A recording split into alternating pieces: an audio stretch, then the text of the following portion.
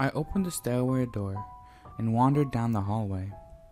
The 10 or so thick wooden doors, painted blue a long time ago, were all closed. I listened as I walked, but it was the middle of the day, so I wasn't surprised that I heard nothing but rain outside.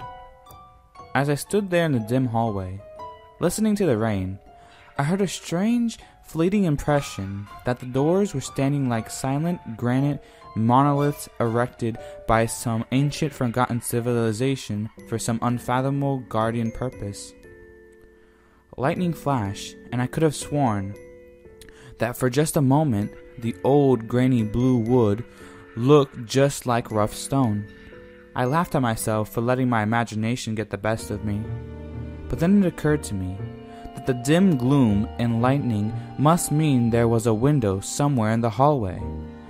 A vague memory surfaced, and I suddenly recalled that the third floor had an alcove and an inset window hallway down the floor's hallway. Excited to look out into the rain and possibly see another human being, I quickly walked over to the alcove, finding a large thin glass window. Rain washed down it, as with the front door's window, but I could open this one.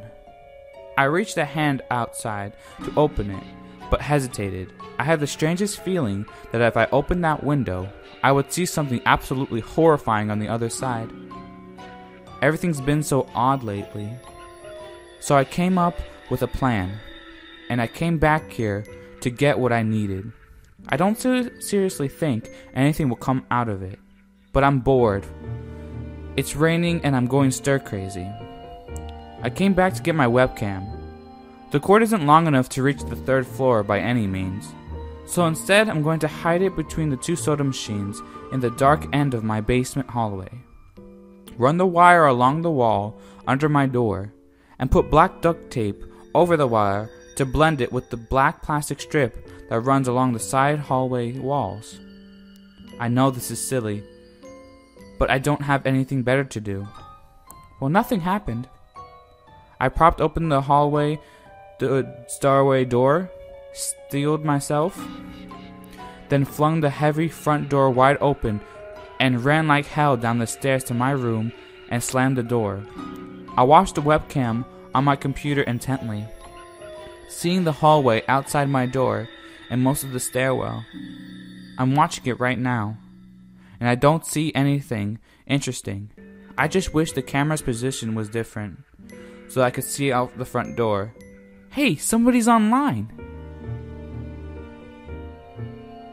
I got out an older, less functional webcam that I had in my closet to video chat with my friends online. I couldn't really explain to him why I wanted to video chat, but it felt good to see another person's face. He couldn't talk very long, and we didn't talk about anything meaningful, but I feel much better. My strange fear has almost passed. I would feel completely better, but there was something odd about our conversation. I know that I've said that about everything else that have seemed odd, but still. He was very vague in his responses.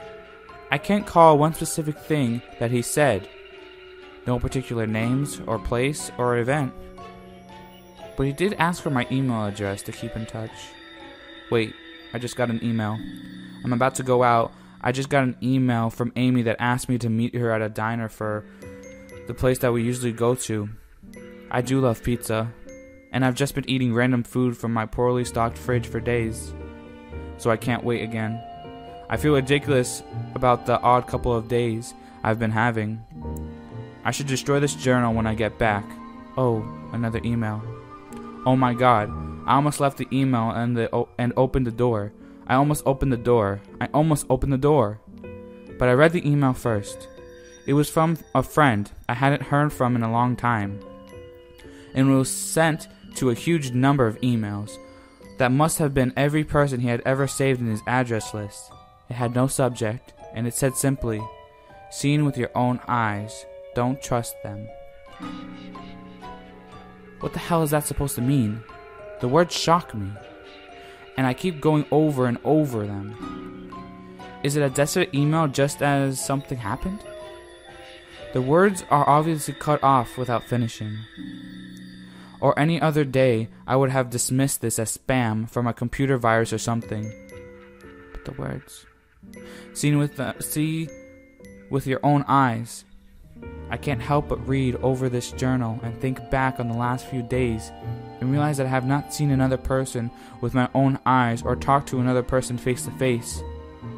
The webcam conversation with my friend was so strange, so vague, so eerie. Now that I think about it, was it eerie? Or is the fear concluding presented with one single fact that I did not specifically give out any significant information?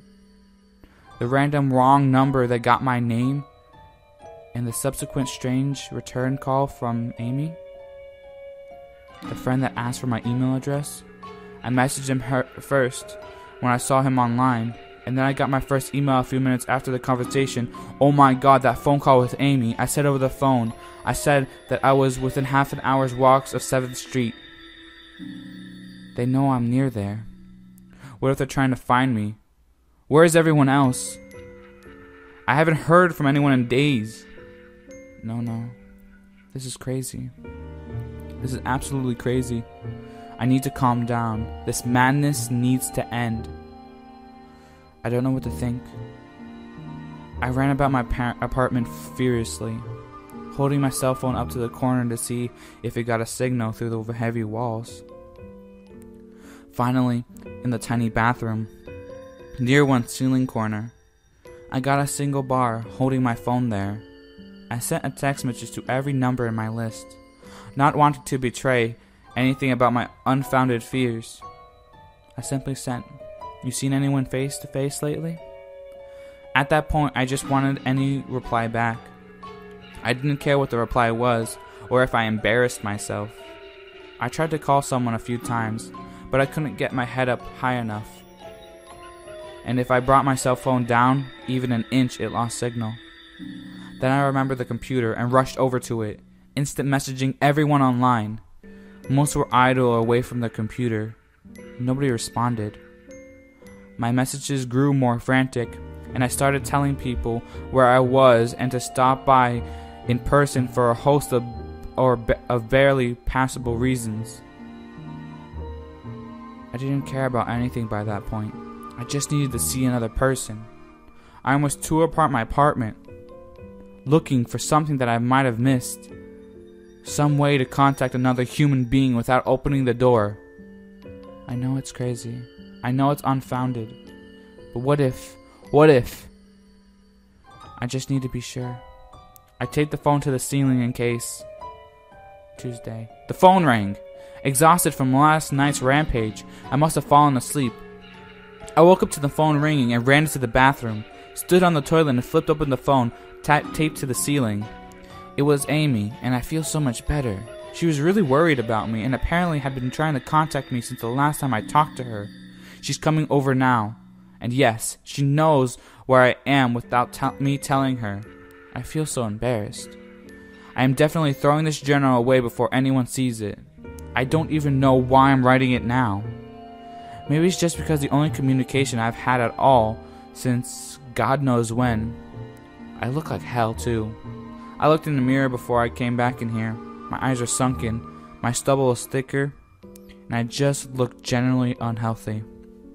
My apartment is trashed, but I'm not going to clean it. I think I need someone else to see what I've been through. These past few days have not been normal, and I'm not one to imagine things. I know I've been the victim of extreme probability. I probably missed seeing another person a dozen times. I just happened to go out when it was late at night, or in the middle of the day when everyone was gone. Everything's perfectly fine. I know this now. Plus, I found something in the closet last night that has helped me tremendously. A television. I set it up just before I wrote this, and it's on in the background. The television has always been an escape for me, and it reminds me that there's a world beyond these dingy brick walls. I'm glad Amy's the only one that responded to me after last night's frantic pestering of everyone I could contact. She's been my best friend for years. She doesn't know it, but I count the day that I met her among one of the few moments of true happiness in my life. I remember that warm summer day fondly. It seems a different reality from this dark, rainy, lonely place. I feel like I've spent days sitting in that playground, much too old to play, just talking with her and hanging around doing nothing at all. I still feel like I can go back to that moment sometimes. And it reminds me that this damn place is not all that there is. Finally, a knock at the door. I thought it was odd that I couldn't see her through the camera. I hid between the two soda machines. I figured that it was bad positioning, like when I couldn't see out the front door. I should have known. After the knock, I yelled through the door jokingly that I had a camera between the soda machines because I was embarrassing myself that I had taken this paranoia so far. After I did that, I saw her image walk over to the camera and look down. She smiled and waved. "Hey," she said to the camera brightly, giving it a worried look. "It's weird, I know," I said into the mic attached to the computer. "I've had a weird few days." "Must have," she said. "Open the door, John." I hesitated. How could I be sure? "Hey, humor me a second here." I told her through the mic. "Tell me one thing about us just to prove to me that you're you." She gave the camera a weird look. Alright," she said slowly. Thinking, we met randomly at a playground when we were both way too old to be there. I sighed deeply as reality returned and fear faded. God, I've been so ridiculous. Of course it was Amy. That day wasn't anywhere in the world except in my memory. I'd never even mentioned it to anyone, not out of embarrassment, but out of a strange secret nostalgia and longing for those days to return. If there was some unknown face at work trying to trick me, as I feared, there was no way they could have known about that day. "Haha, alright, I'll explain everything," I told her. "Be right there." I ran to the small bathroom and fixed my hair as best I could. I looked like hell, but she would understand, snickering at my own unbelievable behavior and the mess I made of this place. I walked to the door, I put my hand on the doorknob and gave the mess one look. So ridiculous, I thought. My eyes traced over the half-eaten food laying on the ground, the overflowing trash bin, and the bed I've tipped to the side looking for God knows what. I almost turned the door and opened it, but my eyes fell on one last thing, the old webcam, the one I've used for that eerily vacant chat with my friend. Its silent black sphere lay haphazardly tossed to the side.